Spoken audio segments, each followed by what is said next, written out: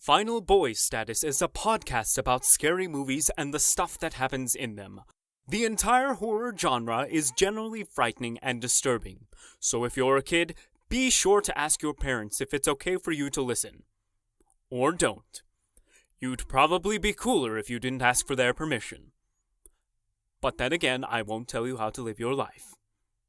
Also, we will be discussing spoilers during this podcast, so don't say we didn't warn you.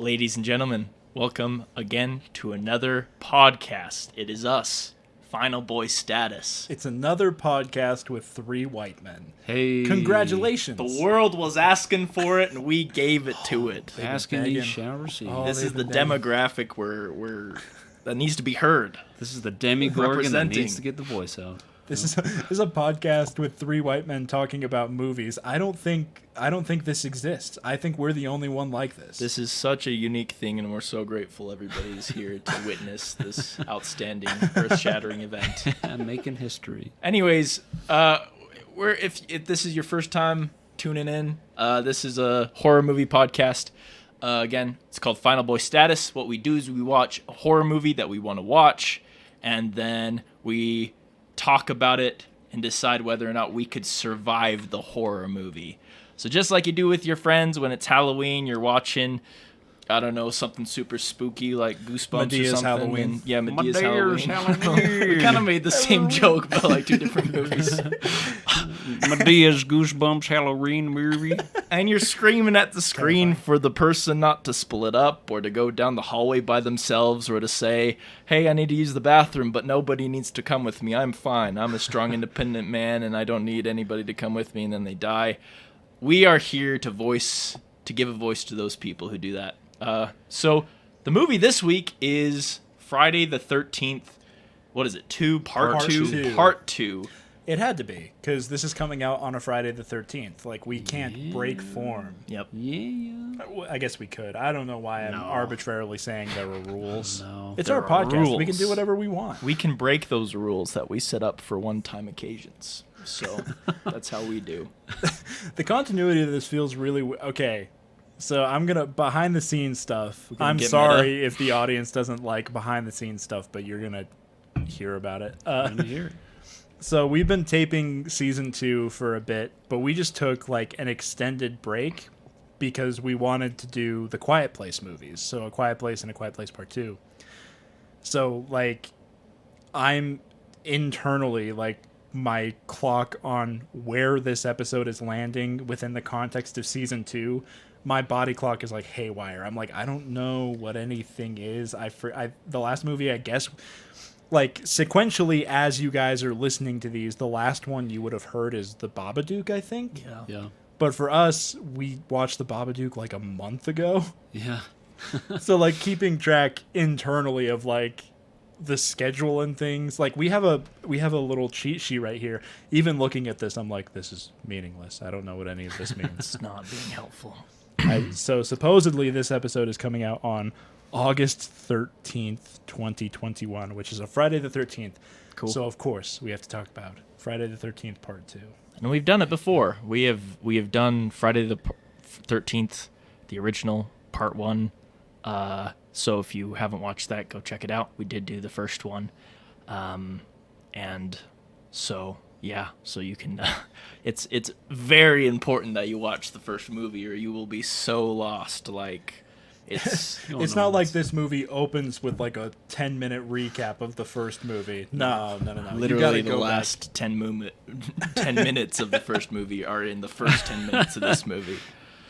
So, but let's jump into the premise.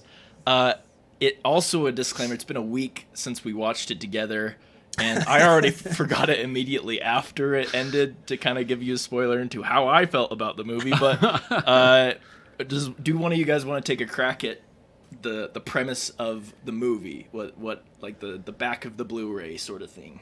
Yeah, I mean, I luckily all the Friday the 13th movies, starting with part 2 on, are basically the same. Yeah. So of course, Mama Voorhees, Pamela, was the killer in the first one. She got friggin' decapitated, and because of that, Jason Voorhees, a full-grown frogman living out in the woods, he's none too happy. So he's going to have his revenge on these horny teens. He's got to slice and dice. He's gonna tinker with the lineup, he's gonna go in and have a strong season this year.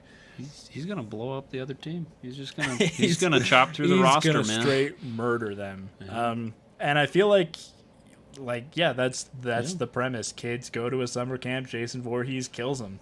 I feel like some movies you say the premise and it's like, but there's more to it. This movie, that's it. That's the premise, you know? Like, it's not anything more than that. But what? But there's they're on the other side of the lake, so it's true. It's a different camp. Yeah. There's neighboring camps. Yep. This time there's like a bunch of counselors that like go into town for the night and totally miss all of the murders. Yeah. They just go to have a good time and get drunk and they're saved. Yeah. So what's that metaphor? I ask you that. If you go to church instead of summer camps, A-okay. Good job, buddy. This is great for an audio format to be giving a thumbs up to a camera. Thumbs up. If you're watching on if you're listening on Spotify, don't worry about it. So, usually what we do before we get into the actually talking about surviving, we like to break it down, talk about the killer, talk about the victims, how stupid or smart each one was. Before we do that, we like to give a brief overview of how we felt about the film in two different realms. First, the quality, and also the spoopiness. Both will be out of 13 because spoopiness. So, again, quality out of 13, spoopiness out of 13. Why don't we start with Lanson? How did you feel about it? Yeah, so this is not a great movie. I'm going to just throw that out there in my opinion. So for quality, I'm going to give it a 5, a nice even 5. And then for spookiness, yeah, I mean, if you've seen the first, yeah, it's the same thing, just on the different side of the lake, and Mama Voorhees is dead. So Yeah, it's a lot less of her teeth. Thank goodness. Woman needs an orthodontist. May I jump in with a quick question? Yes. How many of the Friday the 13th movies have you seen? 2. This one, the first one. No, actually 3. This one, the first one, and Jason Goes to Space. Jason X. What a good spread. Okay. If I may ask an additional question of you at this time. Yeah. Because we haven't messed around with franchises so much. I guess we did the I Know What You Did Last Summer series. First 3 episodes the first we did. 3. Yeah. I thought you were going to say the first 3 and the first 3 I Know What You Did Last Summer. Optimistically expecting there to be a 4th. Yeah. Oh yeah, there's going to be a 4th. They are actually rebooting it. Amazon is doing a reboot, but it's going to be a series, not a movie. Oh, great. Better. Yeah. So much better. Just so you guys know, that's happening. I hope it's exactly like the third one. I hope it takes place in Colorado again. Colorado. Or did it take place in Utah? And it was filmed in Utah. Took place in Utah. Colorado. Took place in Colorado. That movie's a fever dream. Why do I care? How to party. But like we haven't really done franchises as much. Yeah. And I feel like this is kind of an interesting opportunity to say, like, of the 3 that you've seen, how would you rank them? Like, in terms of how much you like them. Well, Jason X is number 1. Hot take. Yeah, that's the best I've seen thus far. The first one, and then this one. So that's, all right. That's my 3. This is the bottom, huh? This was the bottom of the barrel. Yep. What and I'm sorry, I'm trying not to take up too much time with this because obviously we have other stuff we want to get to. I'm mostly just buying time because none of us remember the movie. What brings out the first one and makes that like better than this one in your opinion? Why does it jut ahead? Kevin Bacon's booty. I get it. Hit him with the pressed ham. Well, I guess, I don't know. I feel like with the first one, I don't know, in my opinion, it's like it's the first to do the whole spiel of Friday the 13th, but then when the second one does the same thing, it's like, well, it's, you're just copying and pasting. But at least with the first one, there's like a little bit of like, this is something we did that's somewhat original. Not super, but yeah. And both of you can weigh in on this. Sorry, I don't mean to. So, how many of the Friday the 13th movies have you seen, Adam? 2. So just these 2, and like ranking them, would it be similar? Yeah. Okay. So here's something interesting to bring up, which can work either to the detriment of the movie or in favor of the movie. Oh God, I hope this is interesting to people listening. Let it rip. What the audience at home doesn't know is that we have a guest in the apartment sitting on the couch who looks like they're about to fall asleep with this line of questioning, and it's making me really self-conscious. But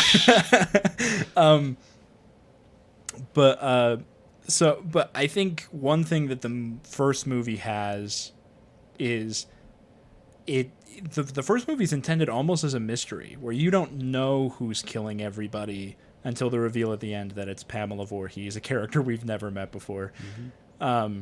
This movie, like from the get-go, is like, no, this is Jason. Like you can see Jason do his thing. It very much follows him.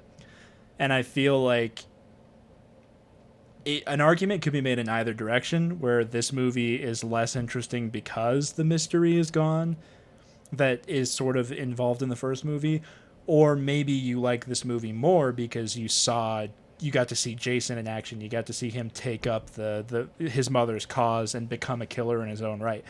Where do you guys fall on that? Do you think, because that was something I was thinking about while watching the movie, is I was like, this is a lot less mysterious. They're right from the get-go letting you know who the killer is, and you very much see him do his thing. Do you think that's part of why this movie was less interesting to you, was because that mystery was gone, or are you actually falling in the camp of it was good to see Jason do his thing? Yeah, I think I like the mystery element to it as much as I love my jacked frogmen. I felt like having that element to it was more exciting. Okay. I think this line of questioning in my mind, so to take this to myself, it kind of gives the first movie too much credit. The first movie wasn't interesting at all, and this movie also wasn't interesting at all. However, the end of the first movie, I thought she just was a better villain than Jason was. She was a more interesting villain. So I don't think the mystery itself made it more interesting. It was just to see Pamela Voorhees, just this kind of middle-aged woman who was a killer, which was a super fun thing to watch. That was more interesting. But yeah, it's not like the mystery I was enraptured in. Ooh, who is it? What's going on? Because that wasn't interesting to me. So good to know. Yeah. So I'll be done with this line of questioning. I was like, just jumping on the opportunity of we're doing a franchise movie, so we have an opportunity to compare them other things. Yeah. Right. Yeah. Where, like, if we talk about, like, when we talked about the Babadook, there isn't a Babadook 2 where it's like, let's compare. Not yet. I'm praying. Every night I'm praying. I did have some correspondence with Harvey Weinstein for a while, and he seemed interested, but I'm told he doesn't have the power he used to have. He only has the power you gave him, Luke. He's like the Babadook. He's like the Babadook in that way. Babadook of Hollywood. Oh no. No, I think that was very interesting, and it's not fair to compare this to the Babadook too. So you need something else at least to give credit to. But yeah, so let's think about this in terms of quantifying the quality and the spookiness. What do we think? Yeah.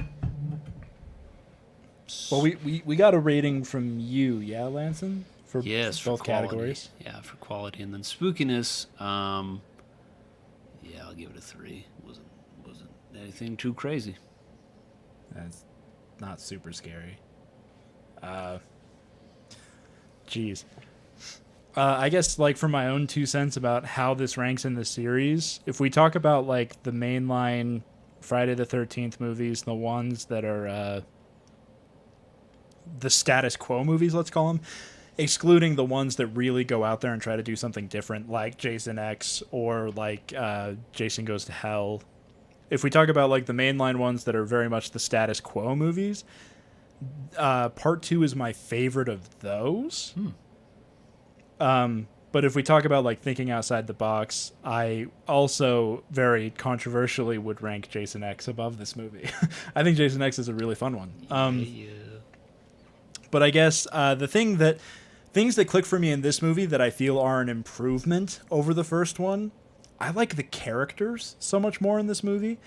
The first movie, spending all that time with the characters is kind of a drag because they're kind of all not nice people in different ways. Sort of the clown type character is just a giant a-hole who's like everybody's indulging for some reason. The clown character in this one, who actually survives because he like goes off with the other campers to like be at a bar all night, he's actually funny. He's actually like cool to hang out with. So I think this movie has much more interesting characters. I like spending time with these characters a lot more than I like spending time with the first batch. Yeah. And I think it doesn't take very long for the franchise to realize that Jason is the star and the characters stop being interesting really, really quick. So it's nice to have it while it lasts. So I think that's a big pro in its favor. I also think that with these movies, you're going in to see Jason in action. You know, that's really the only reason to watch him. If you're expecting anything high quality, you're going to be disappointed. Yeah. And this movie, you see him in action. He does his thing. So in a lot of ways, this is the movie that defined. Obviously, like we said, it's sort of copy-paste from the first one, but at the same time, it's somehow also the one that defines the movies going forward and says, this is the mold. Because they have Jason and because there's no ambiguity, we get to watch Jason kill people, and it gets to be gorier and it gets to be more real. I think this one of like the status quo Friday the 13th movies is my favorite. That being said, I agree with Lance, and I'll probably give it like a 5, maybe a 6. In terms of scariness, yeah, I don't know, maybe like a 2. It's not very scary. You definitely have to sort of like temper your expectations going into it. It's a cheesy 80s movie made with no money. You really can't be expecting like, it's not Jaws, you know? It's not like it's not going to stand out as like one of the ultimate cinematic accomplishments as much as it's just going to be like something stupid you watch with your buddies late one night. Yeah. So, yeah, I got both ratings in. We're good. Yeah. Nice. I did what I needed to do. So, for the first time on this podcast, I went back and rechecked what my old rating. Well, one of my old ratings. I didn't check both of them, but the first one I gave, as far as quality, I gave it a 3. I'm pretty sure. Oh wow. So I didn't like that one. I like this one a lot less. And that's kind of stumping me. I think these movies are like, I get wanting to just see someone just kill people. Like, that is not unenjoyable in my head. I think that's a fun thing. That's a fun idea. To me, just the payoff wasn't worth waiting through this movie.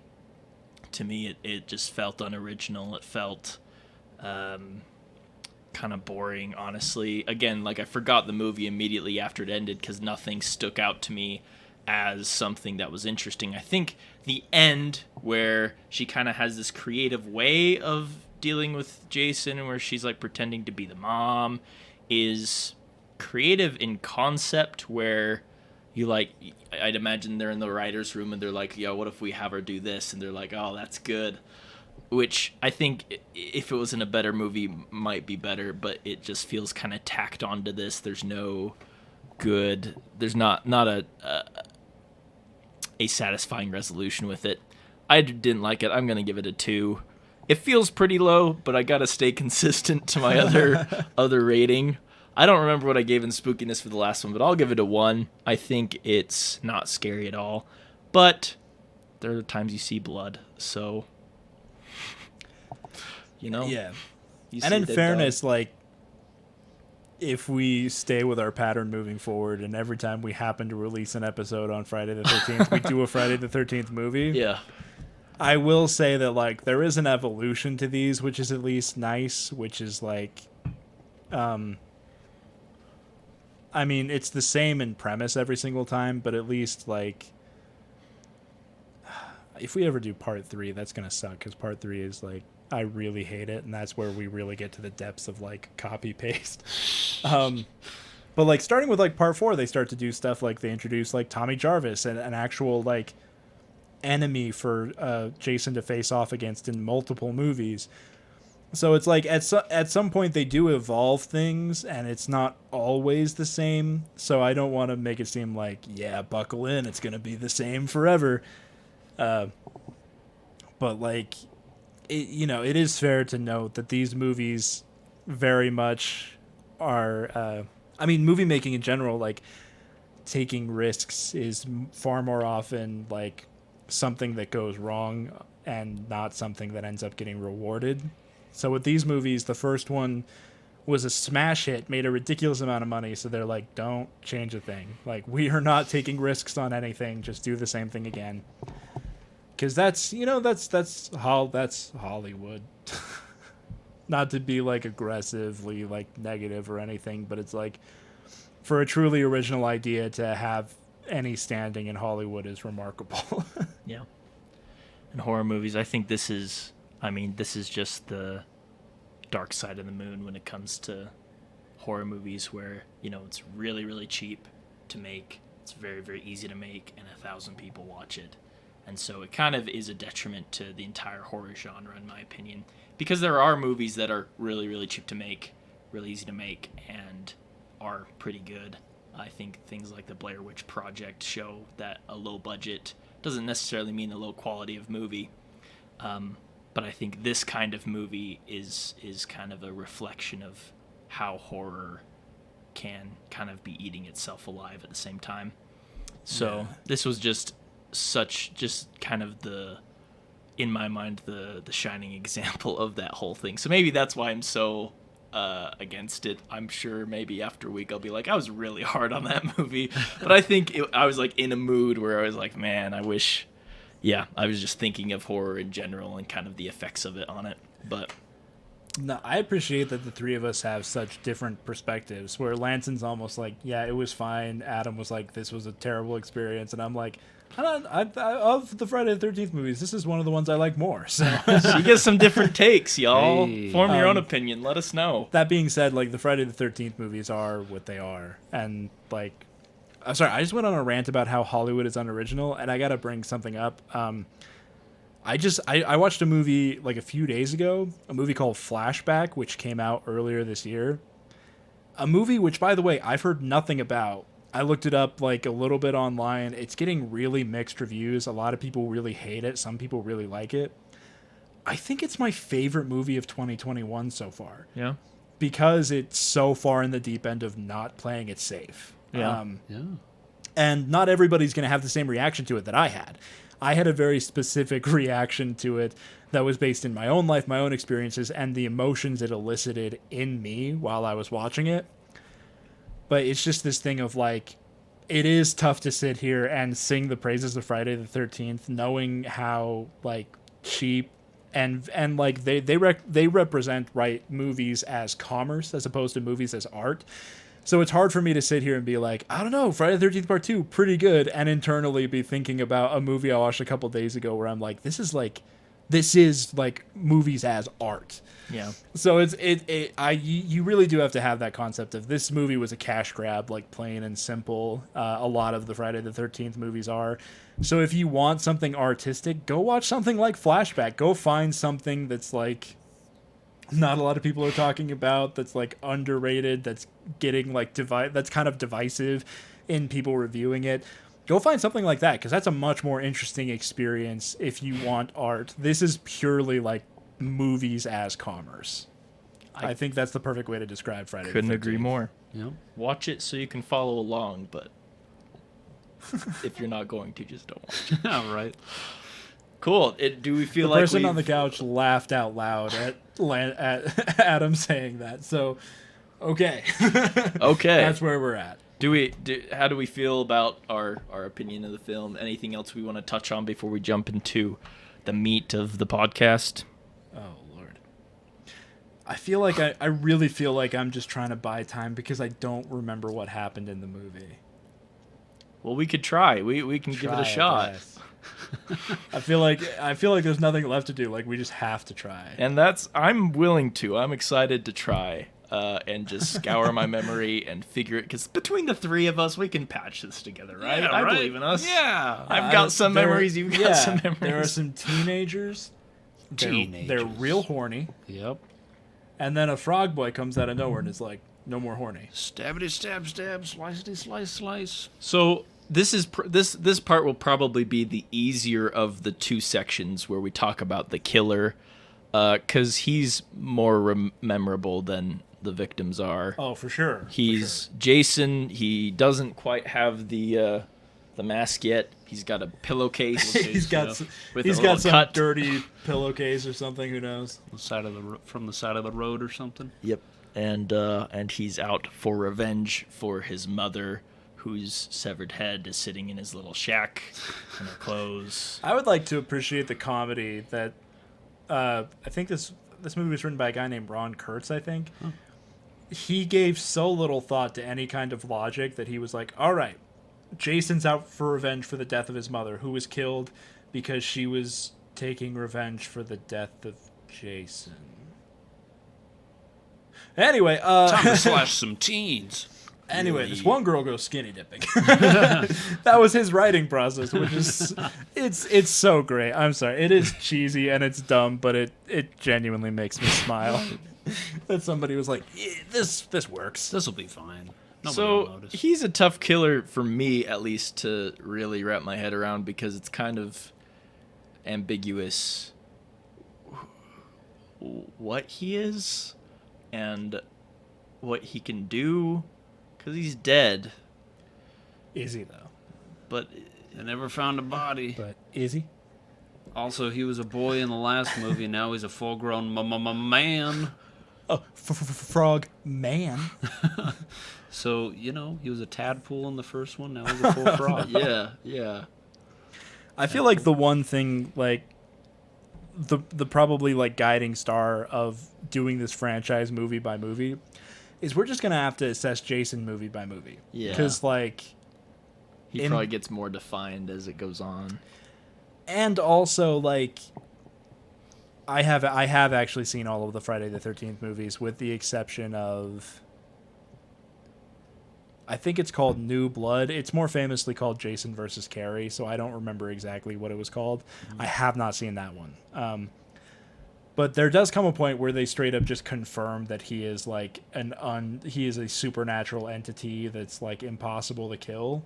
Oh, great. So we'll have to deal with that when we get there. Yeah. I But like the idea of not touching that yet, though, because we have no idea right now. Yeah, we just have to take it one movie at a time, I think. Yep. And I think in this movie, like, the implication is he's just a dude that's been living in the woods for, like, 20, 30 years, something like that. Yep. So, okay, because that's where I was confused. So in this movie, we are assuming he didn't actually drown. No, he's alive. He stayed Yeah. alive somehow. He just floated to the other edge and was like, this is my life now.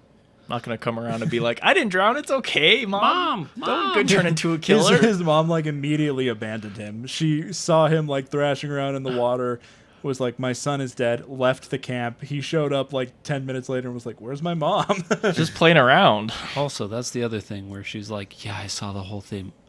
I saw him drown. It's like, you didn't help him? Like, you didn't try? You didn't call for help? There's that weird flashback of her watching her son drown, and it's like, you didn't feel the need to get involved? Not even like, I don't know, even if it's not that long, just grabbing a stick. Come get it. Come Look, get it, Jason. I know that boomers have a thing about participation trophies, but this feels like a time where participation is necessary. Absolutely. Indeed. Just put your hand in and help. So maybe Jason was looking for revenge on his mom, but that was taken from him. Robbed. So now he's exacting revenge on teenagers, screwing up his plans. He's been lifting weights in the woods, sharpening his machete, and then Picking up logs. the old broad gets decapitated, and now he has to get his bloodlust out on all these teens. So there's that. Just to imagine, like, he's a much more complex character in those terms. Because Yeah, he is. He's gone from being somebody who's mad at teenagers for being horny and letting him drown to teenagers were horny, almost let him drown, and then stole the opportunity of revenge from him. He hates them on so many different levels now. It's so much more interesting. So you're welcome, Friday the 13th. Lanson's doing a draft on the new script for the reboot of the reboot It's also going to be a series on Amazon. on Amazon. So, so in the context of this movie, what are his strengths and weaknesses? Well, let's start with strengths. What does he have going for him? Well, he's big. He's a He's big guy. athletic. He's a big guy. Strong. So he's got that going for him. Be a quarterback if he wanted to. Yes, he could be a nickelback if he wanted to at this point. Look at this Jason graph. Because as everybody knows, a nickel is more than a quarter. So Anyway, what I'm trying to say, Nailed it. he's a thick boy. So he's got that going for him. Oh, he's been doing so many squats. Yeah. So many squats. His deadlift is off the chain, bro. Just putting a friggin' log on his shoulders and squatting it. He built his own log cabin by hand. And it shows. Yeah. It shows. It is not good. It's not a good cabin. Not a He had great a long carpenter. time to do it. I do feel like every time I watch this particular one, the thing that I always forget about is in this first outing for Jason, he's very dependent on the element of surprise. Yeah. One could argue that Alice... No, that's not even her name. That's the girl from the first movie. We're ending the podcast. Just forget it. Just what's the point? Forget it. No, whoever the final girl is in this and her friggin' boy toy, whatever his friggin' name is, these bunch of morons. Genuinely, I think the only reason they make it through the movie is they basically Jason doesn't have the chance to surprise them. Yeah. Yeah. Like, they get back to the camp, everybody's freaking dead, and they're like, this is a problem, and then Jason shows up, and they're like, oh, fight back.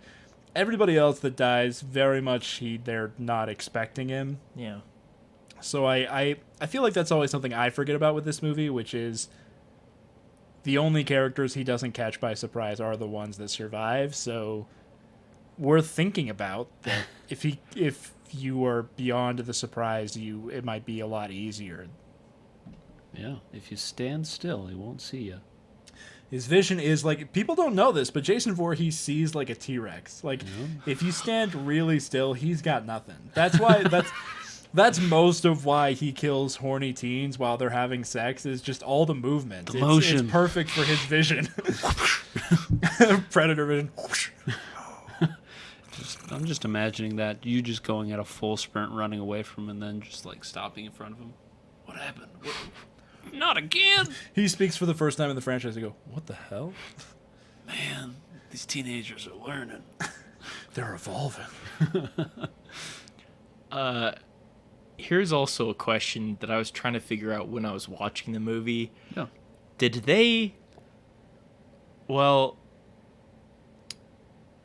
I think I answered my own question, because there are these POV shots where he's watching them, but then those teens go into Camp Crystal Lake is what it's called, right? Yeah, the original. And so in my mind, while I was watching, I was like, oh, they kind of like evoked, because the whole time I was thinking he was a supernatural entity, but I was like, they evoked his spirit. Now he's going to kill them because they walked on his turf. But he was kind of onto them before that, wasn't he? Or because I'm trying to figure that out as like a weakness. Because if they have to go into the camp where everybody got killed and it's super creepy, for him to be aware of their existence, that's kind of a weakness. But I don't remember. Okay, I half have a question. I half have an answer to this. Nice. It might not apply to this era of the franchise, is the problem. I do know for a fact that the Friday the 13th reboot that came out in 2009, I think, it was Michael Bay produced. It's more detail than you need. I'm so fired. Adam and Lance are going to fire me, you guys. We are. We are. Yeah. Yeah. It's not even a problem for us. What I will say is that the writers who worked on that, who are now attached to reboot it again, they said that their approach to Jason is just that he was, because he spent so long out in the woods, he was kind of like an animal. And so they perceived him as being a territorial creature. So it's a thing of, if you're on his territory, he has just like pure feral instinct and he's going to get rid of you however he sees fit. So that was how they approached him in the reboot. I can't speak as to whether or not that was intentional in this movie, but I think if you would like, we can put that. If you would like, we can just apply that to him. Sure. I was thinking that during the movie, and I didn't know that fun fact. So I think that could be part of it. If you like stay on your side of the lake and just kind of do your thing, you also might be okay. At least you might be okay. Yeah. We could at least say, if you're just like not trying to be dumb and go to his cabin, or Right. Yeah. I would also like to point out that something that could be a weakness, like I said, in this movie he seems to depend on the element of surprise, but what's interesting is everybody in the movie knows about him. Yeah. Like he's like a legend. They literally use him as like a campfire story. The first night they're all there as like a joke of like, oh man, like don't go near Camp Blood or Jason Voorhees will get you. So like the only reason that ends up like not mattering to his element of surprise is because none of the characters believe that he's actually real. Yeah. Same, except for the main chick who's gone. Because she was kind of like onto it. She was like, ooh, it actually does really scare me, because I remember that scene in the bar where she's talking about it. So she kind of believes it, but nobody else does. But it doesn't matter anyways, because she kind of misses the initial strike of Jason anyways. Yeah. So I mean, so that's a potential weakness, is that if he's dependent on the element of surprise, it's worth noting everybody knows about him. Yeah. But also a weakness of the characters is none of them really take that seriously. Yeah, that's the thing. I could think of a weakness kind of to go off that. They also know what he did. So, they know what his mom did. They know that everybody was massacred in that other camp.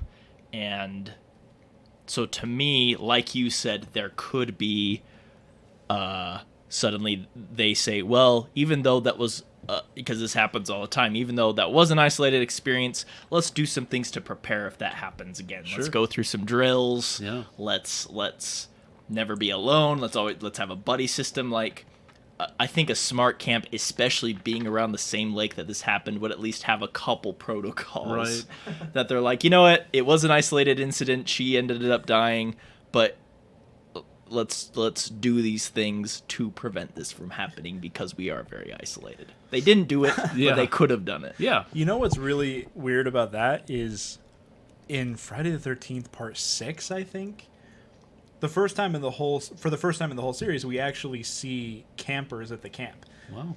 Every other movie, it's about like camp counselors or kids just going up to a cabin for fun. But we actually see kids at the camp in Part 6.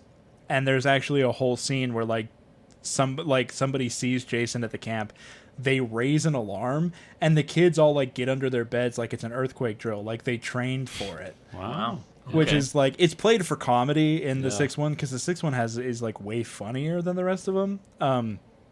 But there is sort of that weird thing of like, you're saying all this, but they do actually do that at some point in the franchise. them. They do like fire drills for Jason. Nice. And the thing about that, Adam, when you bring up that point, it just brings the image to my mind like you're the archery or like the rifle merit badge counselor and you're just cleaning your gun or doing your thing. I'm just imagining you being aware and then just seeing this frog boy in like a pillowcase, like walking around with a machete, and it's like, you should probably take that guy out. Plunk. End of movie. Right through the pillowcase. And again, yeah, like as far as we know, he's just a weird dude that's been living in the woods for a while. Like, Yeah. no suspicion that he is an entity other than human. So like in this movie, I feel like normal human weaknesses apply. It's just nobody actually has the opportunity to do that. Yeah. So again, I feel like talking about surviving this movie kind of comes down to us in the place of the victims. Like, when we profile the killer, obviously he's very famous, but this is not the famous version of him. Yeah. This is still early days. They don't know who he is. So from this movie's perspective, he's kind of just some guy. Yeah. Right. Obviously psychologically really disturbed, feels an impulse to kill, has weird feelings about his mom that you can exploit, and the final girl very much does exploit. But other than that, like, he is still just like some guy. So it's like, Yeah, like Lanson said, if you got a bow and arrow, you probably stand a good. Like, if there's a projectile weapon, you're doing pretty good. Yeah. You're in a good place. yeah, But I it's guess that the element of surprise that'll kill you. Again, like the only person who kind of even comes near to having the drop on Jason, I guess, is the sheriff who like chases him through the woods, which is another like case to be made for Jason being territorial, Yeah. because the cop is like driving through his side of the lake, sees him in the bushes, and then chases after him, and that's when Jason kills him. Yeah. It was So- kind of more defensive. So I guess that's another argument to be made that he might be a territorial creature, frog person. Yeah. And again, like, the cop gets to the cabin and is looking around at the shoddy workmanship. Probably like marking OSHA violations or whatever the hell a cop does. Yeah. And he's like looking the other way, and Jason sneaks up behind him and gets him with a hammer, which is great. Which is, I mean, we spent so much time bashing the movie, we neglected to say that the kills in the movie are all great. They are. They're fun, they're gory, way gorier than the first. Yep. And it's a good time. But I feel like he's the one that comes the closest to having the drop on Jason, and Jason still surprises him. So, I don't know. This is kind of an interesting thing, because it's like, I feel like Jason survives this movie almost just like by accident. Yeah. Like, he has no sense of self-preservation. He has no sense of, or at least not one that is like noteworthy within the film. He doesn't seem to be that interested in self-preservation. He doesn't seem to outsmart anybody particularly, so much as he just has been living in the woods and guides him through this movie well enough that at the end he's still alive. Yeah. I think I'd agree with that. Are there any other weaknesses or strengths we want to pinpoint about Jason? So obviously there's the weakness of him with his mom, which probably already got brought up, but kind of a definitely sentimental weakness. Yeah, definitely that, just an old mama's boy, a froggy mama's boy, so Yeah. there you go. I mean, I feel like that pillowcase could really be used against him. Like, if somebody just once, like, yanked on the pillowcase so that the eye hole was misplaced, he'd be blind for, like, a solid minute while he was trying to figure that out. Yeah, I agree. That's a really dumb point to make, but I stand by it. We joked about his vision not being good, and that's what came to my mind. I was like, you can't man. see well with that pillowcase, I'm sure. Just so. imagining somebody fishing at night and catches their hook right on that bad boy and just I can't see. But, I mean, like, it's literally just like a tiny little eye hole. Only one, by the way. Not like there's two. Not two. So it's like, I don't know, like if he's coming at you, just like do a real quick. I'm not gonna. Should I reach into your camera? Do it. Surprise! I'm here. Just do a real quick like, whoop. Just so he doesn't know where the eye hole is. He's gonna be distracted for a minute trying to get the eye hole back in place, and then I don't know. You like pinata that stab. bastard. Yeah. Pinata. Yeah.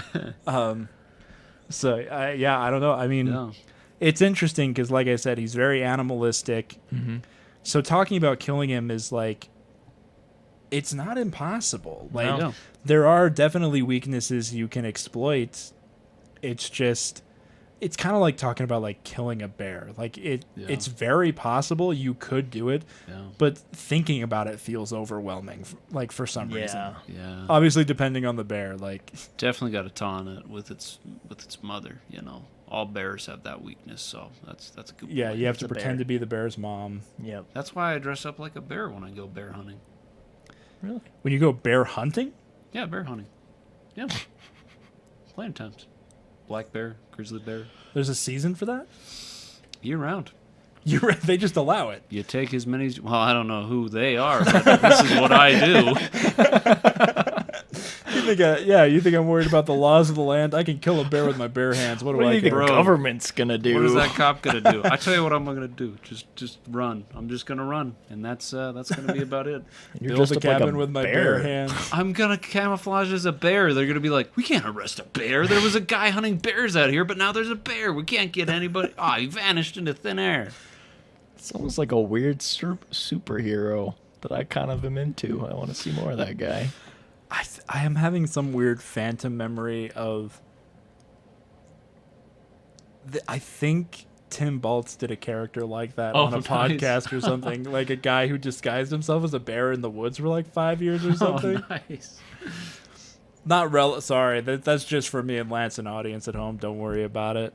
What were we talking about? We're talking about. I think we're wrapping up weaknesses. Yeah, I think that. I mean, unless there's anything else, I feel like again the killer is pretty. Jason is pretty well defined. Let's talk about the victims. I feel like there's less to say because, for one, I don't remember them as much, and two, there's not a whole lot more than what we said about the first one. But let's talk about the victims. So what are the main?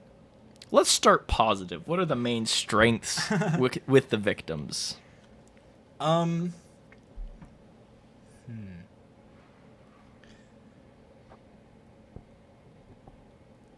I mean, in terms of like the fight, I can't think of anything. I do really like the characters. Like I said, it's not like watching the first one where you spend the first like 60 minutes with the characters and it's such a slog. This one, it's actually fun to be around the characters for the most part, I guess. There's like a couple places where it's not very fun. In terms of like strengths, I don't know. I think this is one where, like I said, we have sort of a funny thing of like there's a mass exodus where like almost everybody leaves for the night. They leave behind, they leave behind 6 people, 3 guys, 3 girls. Sounds about right. Yeah. Man. I'm just trying to do a head count. There's Crop Top, whose name I don't remember. Terry. I can't believe that you still remember that after all this time. How could I forget? That's a fashion statement. But yeah, there's Crop Top and the creepy guy who was like following her around and stole her clothes when she went skinny dipping. Yeah. There's Mark, wheelchair guy, who was Wheelchair really guy. cool. There was the girl who was trying to hook up with Into him. wheelchair guy, yeah. And then there was the horny couple who were the ones who infringed on Camp Blood earlier because they wanted to have a look around. Right. And then later, Final Girl and her boy toy show up just like after all the action, I think. I don't think I'm missing everyone. I think that's everyone. Yeah. Yep. So, I mean... In terms of strengths, one thing I will point out is all of the drinking happens in town. So all of these kids are actually, like, the kids in the camp are sharp. They're not on anything. They haven't taken any drugs. They haven't had any drinks. So like there's that. I mean, really when it comes down to it, I feel like all of those kids they seem pretty capable. It's just, again, like they don't take the idea of Jason seriously. Yeah. Like the one couple like cares about it so little that they go trespassing on Camp Blood and get arrested by that cop because they're like, yeah, it doesn't matter, we can be out here, like who cares. So I don't know, it's hard to say like any strengths because they don't have the opportunity to have strengths, really. Yeah. The story's not really about that. None of them really face off with Jason. Yeah, they rarely have the upper hand with him. They just kind of get picked off. Yeah, they're just doing their own thing until they're surprised by Jason. Yeah. I don't know. I mean, we know Mark's an athlete. He might have the chance to at least grapple with Jason a bit before, like, if he wasn't completely taken by surprise. Maybe he could grapple with Jason, try to get a weapon away from him and turn it back on him. Because, I mean, he arm wrestles like a champ. I don't know. Yeah, it's just a lot of these kids, like, so all right, let's get this out of the way. It's going to be involved with every Friday the 13th movie, which is... Let's set like a meter. There's like a horny meter, right? Right. And the majority of these kids, the night they're alone at camp, if a scale of 1 to 10, they're like a solid 9 or 10 on the horny meter. They are very horny. Yep. And these movies kind of depend on Jason always gets the element of surprise because the kids are too horny to notice him coming. Yeah, the horniness overtakes you, and you cannot hear a thing. It's just tunnel vision. I mean, not to be weird, but like the first guy that dies is creepy guy who steals crop top. He's the first guy that dies. And like that situation is like not reacted to properly at all, right? Because he's like running away with her clothes and gets caught in a trap and like pulled up and is hanging upside down. And he and Crop Top are like, oh, this is such a great joke. Hey, cut me down, and then like we'll probably have sex. Awesome. And then Crop Top leaves, and Jason shows up and slits that guy like in half or whatever. Yeah. And it's like, no reaction to that was proper. Like that trap shouldn't exist. Right. There's no reason for that trap to be out there, and they brush it off like, oh man, of course I stepped in a trap. Yeah. Oh man, cut me down. Like, come on, babe. Like, it was so weirdly handled to me that it was like, again, they're like a 9 or 10 on the horny meter to the point where logic no longer exists. Right. To the point where like, oh yeah, of course this trap was here. So silly that I stepped in it. Like, what a klutz. No, I would be really like, why is this here? This does not bode well. This is awry. Something's not right here. No. Mark is probably a little bit lower on the horny scale, surprisingly enough, because that girl has to be real forward with him to get anywhere. Bold, yeah. But again, like he kind of folds to that instinct, and he's like getting ready to have sex with her when Jason sneaks up and friggin' machetes him in the face. Yeah. In the face. That one girl is like thinking, that one girl's just all she's thinking about is having sex with Mark, so she gets killed, and then he kills the other two in a twofer while they're having sex. Yeah, with the spear. So like, I feel like the number one thing we gotta just, if we're meeting this movie on its terms, putting ourselves within the context of this movie, I feel like we have to be open and honest about where we would be on the horny meter, because this movie depends on us being really high on the horny meter to the point where we won't see a giant frogman coming to kill us. Right. So when we put ourselves in the place of these victims, I feel like it's fair to assume that if you see him coming, you have a chance. Yeah. But if we're meeting this movie on its terms, we have to be honest about whether or not we would notice him coming, or if we'd be like, "Oh man, crop top, she's so cool. Oh man, I really hope oh man, I hope we get so much smooching. I hope we I want Get to some kisses. Get the smooching. Yeah. We're gonna so many smooching with crop top. She's so cool. You've literally said the same 3 things in succession. Just changing the order. Kissing crop top at summer Crop camp. top and so much crop top and smooching on crop top and then the crop top. I'm so glad we both took these jobs at the summer camp.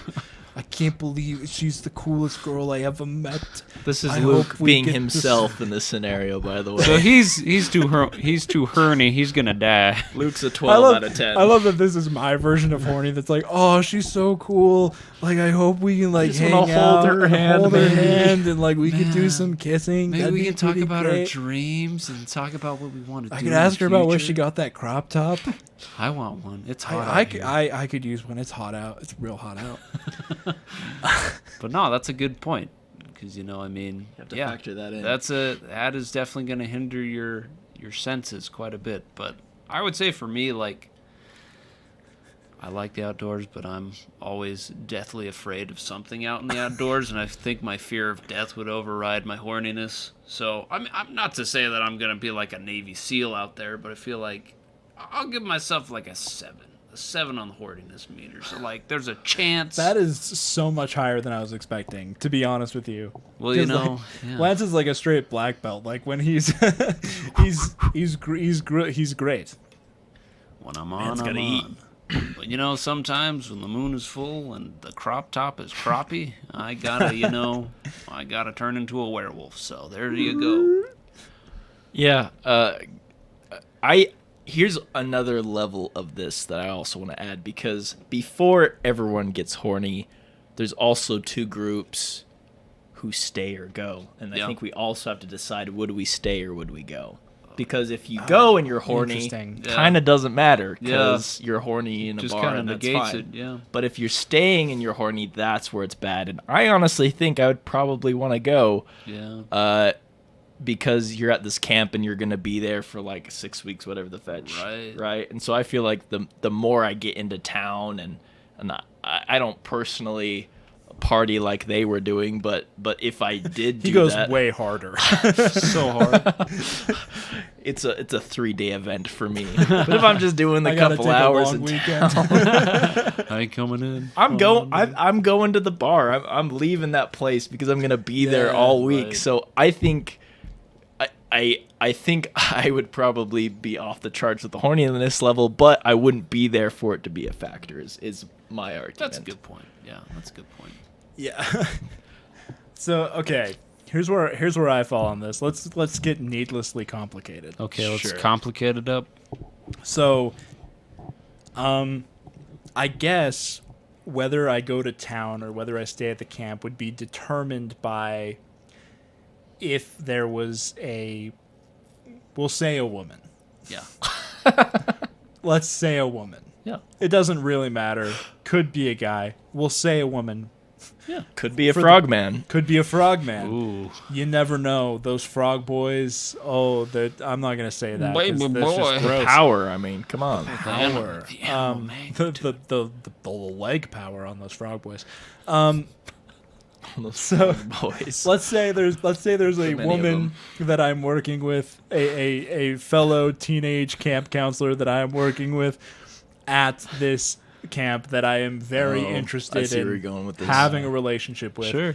Whether I stay or whether I go, I think would definitely be partially determined by whether she stays or goes. Yeah. And not to be like super boring, but just like my personal attitude about like horniness and sex and the like is like I personally am not as cartoonish as the people in these movies. Yeah. Really? No. And it's worth pointing out that these people have known each other for 2 days. Mm-hmm. I don't think I would feel comfortable having sex with anybody. So I don't think it would even be on my mind. I would make a decision based on, hey, you know what? crop top is really cool. I'd like to get to know her better. So I'll go where she goes just so I have the chance to get to know her better. Sure. See if there's something there. I don't think I'd be in the headspace of like, if she stays at the camp, I got to stay at the camp because that's going to be the only chance we get all summer to hook up. Like, I would not even be in that headspace the way kind of everybody that stays at the camp seems to stay because they know if they stay, they're going to have sex. Yeah. Right? I don't necessarily think that that's where my mind would be. But at the same time, like, if I put myself on the horniness scale, I guess I'm still technically guilty of being at the very least, I'm guilty of simping because I just find because there'd be a girl that I'm like, oh, she seems really cool. I want to get to know her better. Is she going to town? I'll go to town. Is she staying? I'll stay. Yeah. So I would totally be guilty of doing that, but I don't know that I'd be like going. I don't know that I'd be like firing off all my ammunition, trying hard to get laid that night. Yeah. I feel like I'd be much more willing to just like see where things go. Sure. And you have all summer. I think that's another thing. Yeah, right? Like, to your point, they all act like tonight is the night where it's like you said, we have all summer, man. We could do this all summer. It's fine. So I'm kind of with you there. I don't think I would be off the charts, but I would be out of town. So There you go. I mean, and like also in fairness, if I was in like a mark position where a girl basically straight up like is like have sex with me, I would handle that. we're going way deep into Luke's like here. Well, I mean, like if I'm in like my rational Jeez state, Louise. if I'm in like my rational state of mind, I feel like I'd probably be like, hey, it's not that I don't want to, it's that I don't want to right now. Yeah. If I was in my rational state of mind, but also like I don't like if a really pretty girl like, hey, let's have sex right now. I don't know what my reaction to that would be offhand. So Well, good to I don't know. know. Maybe I could be like, maybe I could just end up being like the mark where it's like, I'm not all that horny, but then suddenly somebody's like, let's have sex, and I'm like, oh, real jump in my in my meter. To summarize, I think the thing about the victims is they didn't have a chance to show their strengths. And so most of where they are coming from is the potential to do well. The execution wasn't there for me in the movie because some of them didn't have a chance, and they also didn't prepare as much as they could have. But I think this is a good segue unless there's anything else we want to talk about. With the victims. I'd like to spend 3 more minutes talking about how we personally would handle our horniness. So you get a little Handle further into that. If I didn't really kill the energy in the room by harping on that. It's the sound of... Why does that sound so funny to me? Because it's funny, Adam. Because I'm funny, Adam. Just admit it. All these years you've been denying me and my jokes. Funny. You are. That was Oh funny. man, that's way worse. Just was you funny. are funny. Please stop. Stop this right now. When it comes to us surviving this movie, because how they did it, it was poorly. I guess you could argue if we could do much better, but that's what we'll do right now is how would we fare if we were in the movie.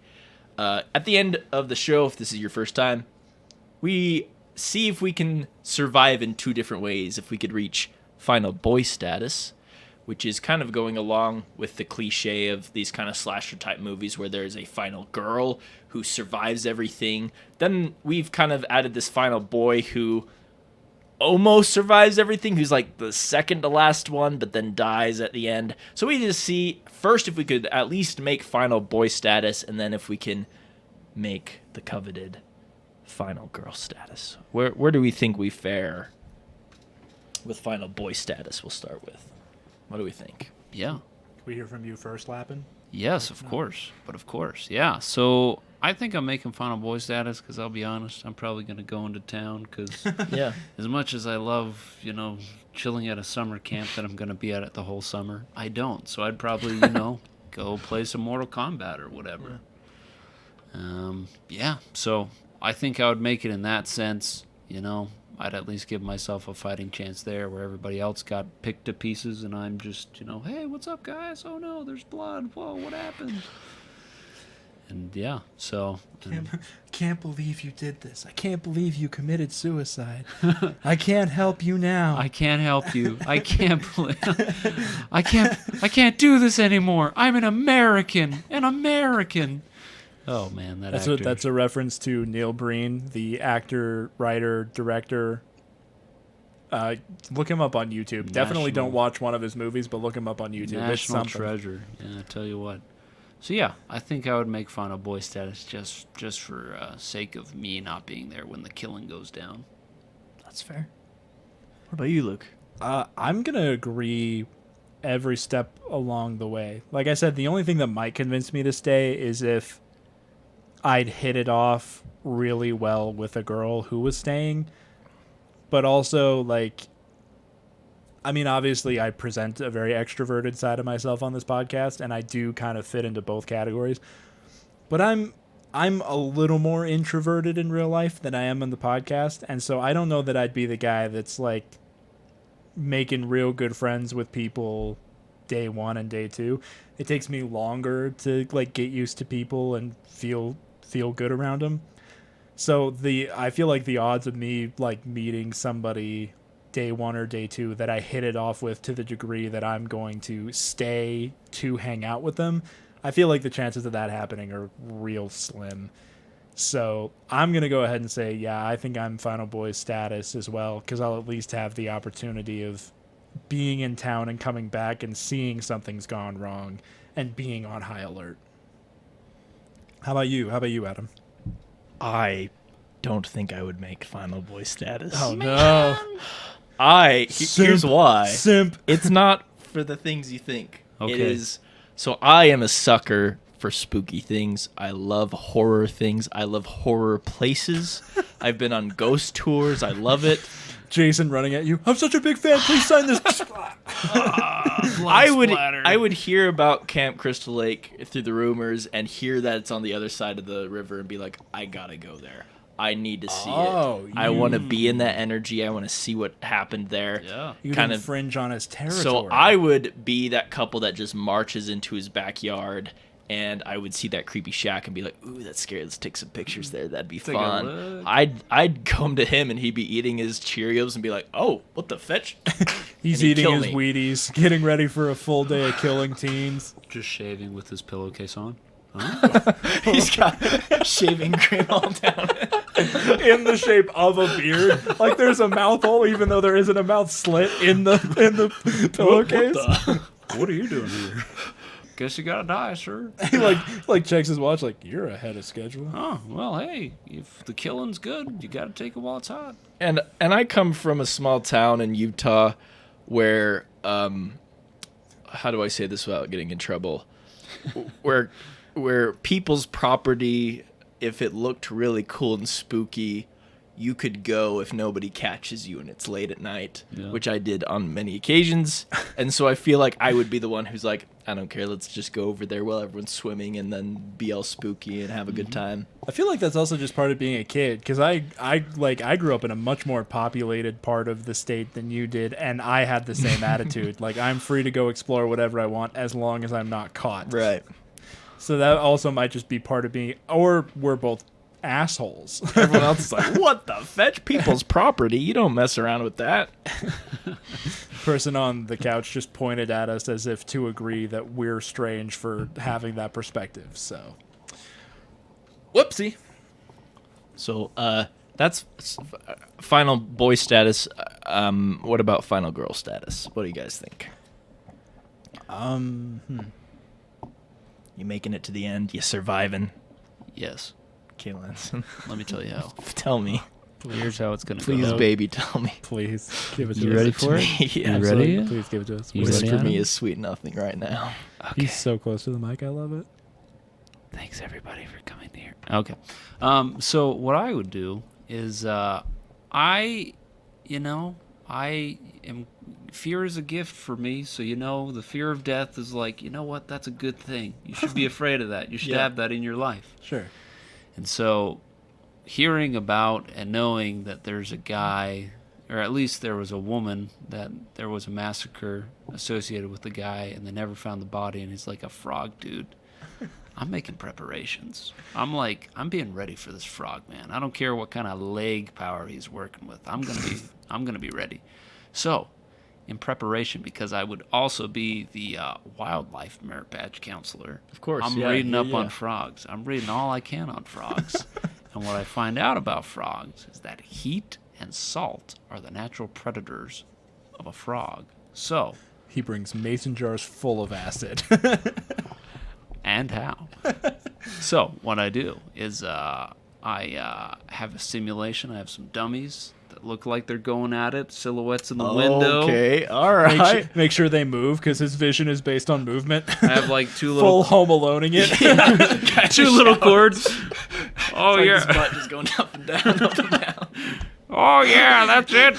Yep, that's the one. Give it to me, Marjorie. Give it to me. I am a teenager and I am enjoying this. Wow, to be young. I only have old people voices for my imitations and voices, but given more time, I probably could have done better. But anyway, that's what we're working with. So I lure the frogman in. But what I really do is I got a bunch of heat lamps. I got a space heater, and I'm just, it's going to be a trap door. So I'm going to be outside the window. There's going to be a trap door, trap bar, closing the window, and I'm cooking them out. There's going to be a big old bucket of salt right over the door. So when he opens that up, it's going to fall on him. So he's just going to be a shriveling mess at this point. At that point, I'm taking out a machete because, an eye for an eye. Yeah. And I'm just going to decapitate the dude. And, I'm going to continue to teach a lesson on emergency preparedness and wildlife. And show my kids the first day of camp. Full life.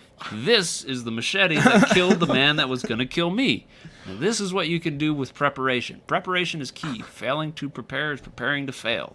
That's so wholesome at the end there. You know what? That's life. Sometimes you got to take a negative with a frog boy and make it into a positive with a machete killing. So that is how I would make it to final girl status. And everybody's getting a merit badge in my class. So there you go. Yeah, win-win. You know how sometimes I go really in depth talking about how I would defeat the villain? Yes. And as a punchline, you say to me, "Who are you?" Who are you? We got to a point where you're cooking a man alive inside of a room. And then when he tries to escape, you're pouring salt in his wounds, letting him suffer, and then decapitating him. And the whole time I'm going, who are you? Are we sure that Jason is who we should be worried about? Oh, no, you definitely got to keep an eye on me. But Especially because you turned around and you're like, and then I'm going to teach those kids a lesson. And I was like, whoa, what's the lesson? The lesson is preparedness, as well They as better be prepared for me to come. Those kids aren't prepared, let me tell you what. the enemy of my enemy is my friend is the lesson here, guys. Life is full of consequences, and Lansing is the consequence. I'm the cure, and he's the disease, or something like that. Or maybe just an ointment. I don't know. Something like that. We'll work it out. Topical ouchie removal cream. Yep, yep. Do you like that I said that really far away from the mic? This is That's pretty cool when you do that. this is what the audience likes, for me to be way back here. What about you, Luke? Could you make final girl status? This is a tough one, because I think really what it's going to come down to is either two scenarios. Either I have to go hand to hand with Jason, and I don't think I survive that, or I outsmart him. And here's the thing, if I compare myself to the final girl in this movie, she doesn't make a single good move until she does the fake mom thing. Right. And then after that, she screws it up even more and does more dumb stuff. Yeah. So it's like, if she makes it out, all I have to do is be smarter than her, and I am. Yeah. So it's like, outsmarting him, I think I'd be good, but if it came down to any sort of physical confrontation, I don't know that I could best him. Even though he's like a perfectly mortal frog boy, he's still been living out in the woods. He's like pure animal instinct at this point. So Sure. I don't think going up against him would end well for me. So I don't fully know what to give myself on this one. So I think what I will say is, okay, I'll give it to myself just for the basis of if I'm away in town assume, and by the way, like the two characters that face off with him are the people who came back from town early. Everybody else stayed in town. I'm honestly probably the type of guy where it's like, hey, if this is our last night away from camp, I'm gonna double down and I'm gonna stay out late. So I'm probably not even gonna confront Jason. But if I come back, I see a bunch of people dead, I immediately leave again, which these characters don't do for some reason. So I'm just going to go ahead and say, I'm going to give it to myself just for the sake of I think I would outsmart him and get out of the situation before it came to physical confrontation. Gotcha. I'll give myself this one. Yeah, Very I nice. think that's fair. Well, awesome. Could you survive it? Could you make final girl status? Let us know. Awesome doing the podcast. Our next movie, if you're following along and want to keep up with us, I'm trying to find it on the cheat sheet, is Tucker and Dale. going to be Tucker and Dale versus Evil. Going to get a little more lighthearted, but just as gory fun. So that'll be a fun one. So watch it in the meantime. It's gonna be so nice to watch that after watching this one and thinking about it for a week. Yeah, right. It's gonna be good fun. Now this is out of sight, it is out of mind. I can just put it behind me and live my best life. So, I think before we started recording, you said I remember about 20% of this movie. When we press stop recording, you will remember 0% of this movie. it'll be gone. I'll be like, what just happened for the last hour? I don't even remember. Full memory wipe. Just totally gone, which I'm fine with. I'd prefer that. So, yeah. Anyone have anything they want to plug? This show. Continue to watch it. We appreciate you guys. Final Boy status. We have fun making it. Have fun, making fun of movies, especially when they're of the cheesy variety like this one. Find us on Spotify and wherever you find your podcasts. YouTube, we have a video. Yep. You can look at our faces if you're not watching us there. Yep. So, thank you guys. Yeah. I mean, I feel like... yeah, I think... I don't want to say too much about it yet, but there's going to be some changes coming to the show pretty quickly here. And I'm just like really psyched that even though we've had to make changes, we're still pushing forward and we're still doing the show. I have so much fun doing it, and I'm just glad that we're moving forward with it. So I will also say, like, yeah, please keep checking this show out. I can't really say... there's a thing that Adam and I are both working on, but I'll let Adam plug that. In terms of what I'm up to, it's not much, so just follow me on Twitter, and anytime I post like a YouTube video or something, when I make those, you can see that there. So I'm at Luke Haueter on Twitter. It's LukeHaueter. Other than that, yeah, I don't really have anything going on that I know of. He's letting me do it because I never have anything to plug, so I do appreciate making it sound like I do stuff with my life.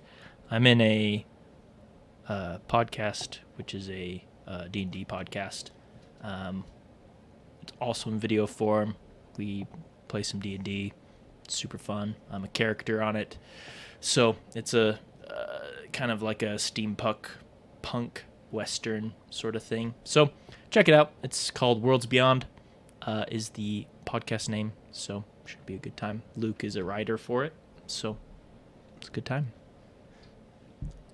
We did it. We bested the frog boy. Good for us. I didn't, but All good right. for us. All right, guys. Let's go watch part 3. See ya. Oh, Jesus. He's here. Please, no.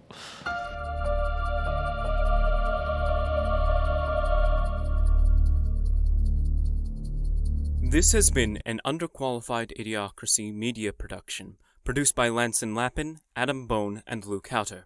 Theme music for the episode was written by Rachel Robison. You can hear more of Rachel's music at rachelrobinsonmusic.com. You can also find her on Facebook, Twitter, and Instagram by searching at Robel Racheson. Artwork for the YouTube version of this podcast was created by Trinity Rodriguez. You can follow her on Twitter by searching at InstrinBaby to see more of her work.